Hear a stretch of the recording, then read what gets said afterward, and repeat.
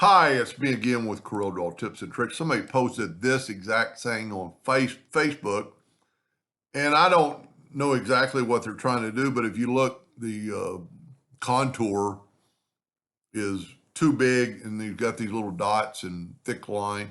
I created this in about a minute. The only thing I would do different, I would maybe get rid of that, and then it's all inside, and we could do that. So I just made I traced her fonts, filled them in with black. I'm going to make a duplicate, and I'm going to take this one up. I am going to left click, right click. Now I need to group this together, Control G.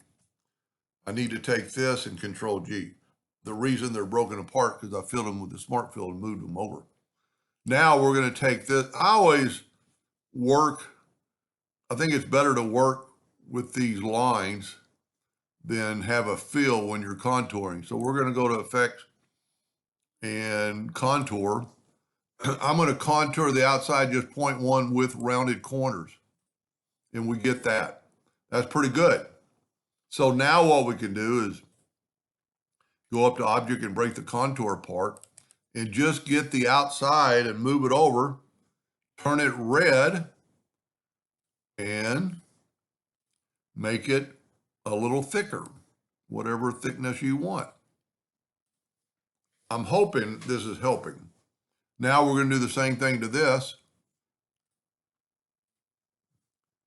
I'm going to use the same You know what, did I not? Okay, I didn't group them together. Oh, this is what I want to do. Control, well, that's already grouped. So now I'm going to contour. And if you notice that we've got this part in the C I don't like. Well, it's personal preference, and we can get rid of all the other stuff. But let's contour a little bit more. Let's go like 0.15 or 6. And when we do that, it goes away, that part. Now, we can go up to Object and break the contour part, and let's move this down. Well, let me move it closer to this one.